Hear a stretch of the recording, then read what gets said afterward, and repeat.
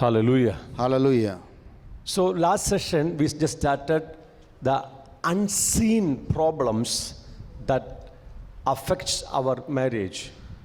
అయితే కనిపించని ఆ యొక్క సమస్యల గురించి, వివాహ జీవితంలో కనిపించని సమస్యల గురించి మనం మాట్లాడుకున్నాం. Okay. Last session we have seen about the curses coming out of a matriarchal family. ఒక స్త్రీ ఆధిపత్యంలో నడిచిన కుటుంబము ద్వారా వచ్చే శాపం గురించి మనం మాట్లాడుకున్నాం. I know many people have problem to digest this kind of teaching.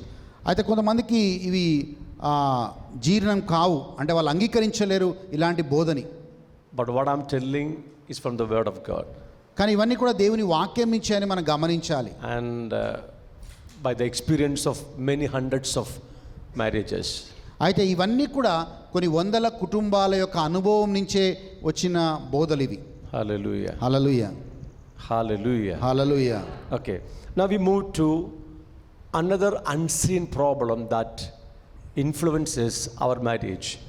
ఇంకొక కనబడని, మనం గుర్తుపట్టలేని ఒక సమస్య గురించి మనం మాట్లాడుకుందాం. It is called ungodly soul ties. ఈ యొక్క అన్గాడ్లీ అంటే భక్తిహీనతతో కూడిన ఆత్మబంధములు. Okay. ఆత్మబంధం. Ungodly soul ties.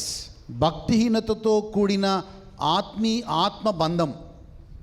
Is it almabandham correct? Soul ties? Yes, soul ties. Soul means atma only. ప్రాణబంధం. ఓకే. Soul means pranam. ప్రాణం. ఓకే. ప్రాణబంధం. Okay. So there are godly soul ties and also ungodly soul ties. కొన్ని భక్తిపూర్వకంగా ఉండే ప్రాణ సంబంధాలు ఉంటాయి, కొన్ని భక్తిహీనంగా ఉండే ప్రాణ సంబంధాలు కూడా ఉంటాయి. So what's the meaning of a soul tie?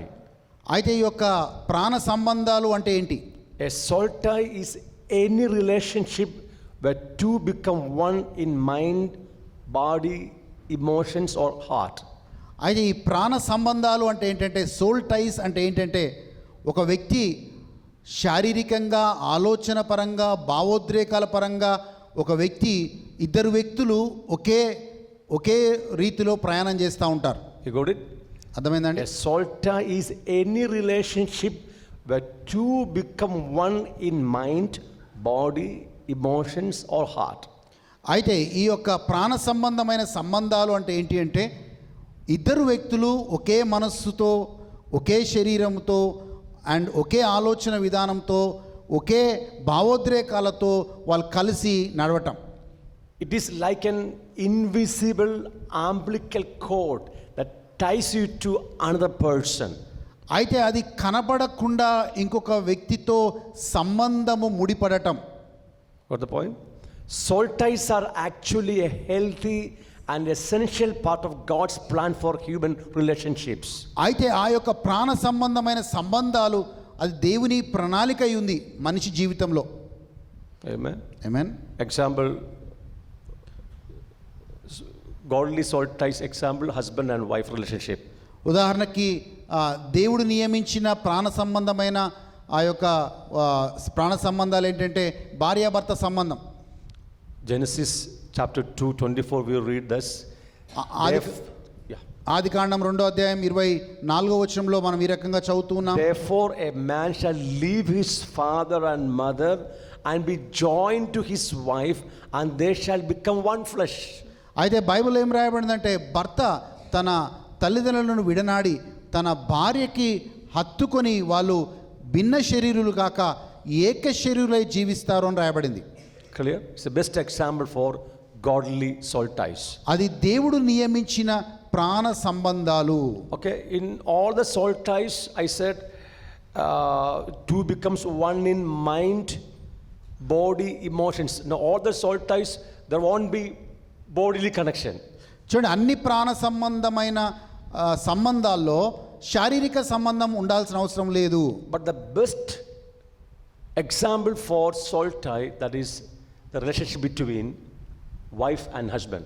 కానీ ఒక మంచి ఉదాహరణ ఏంటి అంటే, ప్రాణ సంబంధమైన సంబంధాలకి భార్యాభర్త. Another example, the relationship between friends. parents and children. ఇంకొక దేవుడు నియమించిన ఈ యొక్క ప్రాణ సంబంధాలు ఏంటంటే మన తల్లిదండ్రులకి పిల్లలకి ఉన్న సంబంధాలు. Then also relationship between friends. అయితే అలాగే స్నేహితులతో మనకుండే సంబంధాలు. Okay, so these are the examples of godly soul ties. ఇవన్నీ కూడా దేవుడు నియమించిన ప్రాణ సంబంధాలు. But there are ungodly soul ties. కానీ కొన్ని భక్తిహీనతతో కూడిన ప్రాణ సంబంధాలను మనం చూస్తున్నాము. Any relationship, especially we are talking about marriage, extramarital affairs. If you had extramarital affairs, still you may have a soul tie with that person. ఒకవేళ మనకి అక్రమ సంబంధాల్లో ఒకవేళ మనం పాలు పంచుకుంటే ఆ వ్యక్తితో మనకి ఇప్పటికి కూడా ఆ ప్రాణ సంబంధమైన ఆ సంబంధం మనకు ఉండొచ్చు. Amen. Amen. In your past life or in the college or school life or youth time, you may have a relationship with some other people, but still, though the relationship has broken, now you are into a marital life, but still that connection, the soul tie, there may continue the soul tie in your heart. చూడండి, మనం యవ్వన దశలో ఉన్నప్పుడు, యవ్వనంగా ఉన్నప్పుడు లేదా ఏదో సమయంలో మనము అక్రమ సంబంధాల్లో వివాహేతరేక సంబంధాల్లో మనం వచ్చినప్పుడు అవి ఆ సంబంధాల్లో వచ్చి మనం బయటకు వచ్చేసాం. ఇప్పుడు అవి మనం దాంట్లో లేము. కానీ ఆ సంబంధం, ఆ సోల్ టై అనేది, ఆ ప్రాణ సంబంధం అనేది ఇంకా ఆ మనిషిని వెంటాడుతూనే ఉంటుంది. See, soul ties with former romantic partners. అయితే ఆ యొక్క ప్రాణ సంబంధమైన ఇంతకుముందు ప్రేమికులతో మీరు చేసిన ఆ యొక్క క్రియలన్నీ కూడా ఆ యొక్క ప్రాణ సంబంధమైన సంబంధాలుగా ఇప్పుడు గుండిపోయాయి. Soul ties with former sexual partners. అయితే ఇంతకుముందు వివాహేతరేక సంబంధాలు, అక్రమ సంబంధాల్లో మీరు పాలు పంచుకుంటే అవి కూడా ఇప్పటికి ఆ ప్రాణ సంబంధాలుగా ఉండిపోయాయి. If you still having that soul ties with this group of people, you fail to live and cleave with your spouses. ఒకవేళ అలాంటి స్థితిలో నుంచి మీరు వస్తే, మీరు ఈరోజు మీ భర్తతో కానీ మీ భార్యతో కానీ మీరు యథార్థంగా మీరు జీవించలేరు. Amen. Amen. Because still that soul ties are haunting your life, holding your life. ఎందుకంటే ఆ పాత ఎప్పుడో జరిగిన ఆ ప్రాణ సంబంధాలు ఇంకా నిన్ను వెంటాడుతూ ఉన్నాయి. So in that area you need a healing and deliverance. ఆ యొక్క విషయంలో నీకు సంపూర్ణంగా స్వస్థత, విడుదల కావాలి. Check your heart. If you find out that still you have a soul tie with former romantic partner or sexual partner, you need healing and deliverance. ఒకవేళ పాత జీవితంలో కొన్ని ఇంతకుముందు గత జీవితంలో మీకు ఏమైనా అలాంటి సంబంధాల్లో మీరు ఉన్నట్లయితే, అది ప్రేమ కావచ్చు, అది శారీరక సంబంధం కావచ్చు, అది ఏదైనా కావచ్చు, ఒకవేళ ఉన్నట్లయితే ఈరోజు మీ హృదయాన్ని మీరు పరిశీలించుకోవాలి. Even in the marital affairs, sexual life, their images, starting to influence your life. చూడండి, అలాంటి ఈ యొక్క ప్రాణ సంబంధమైన సంబంధాల్లో వాళ్ళ ముఖ చిత్రము, వాళ్ళ బొమ్మలు కూడా, వాళ్ళ ముఖ చిత్రము కూడా మిమ్మల్ని ఇప్పటికి కూడా వేధిస్తూనే ఉంది. Okay, fine. We move to another point. ఇంకొక పాయింట్కి వెళ్దాం మనము. We are discussing some unseen problems that can influence our marriage wrongly. అయితే మనం ఏం చూస్తున్నాము అంటే కనపడని ఈ యొక్క సమస్యలు మన కుటుంబ జీవితాన్ని పాడు చేసిన సమస్యల నుంచి మనం చూస్తూ ఉన్నాం. Another point, inherited or traditional curses of broken marriages. అయితే ఈ యొక్క ఏమంటారు, విరిగిపోయిన కుటుంబ జీవితాల నుంచి వచ్చే ఆ యొక్క శాపాలు. Amen. Amen. Inherited curses of broken marriages. అయితే విరిగిపోయిన కుటుంబాల యొక్క శాపాలు మన మీదికి రావడం. Okay, check your family tree.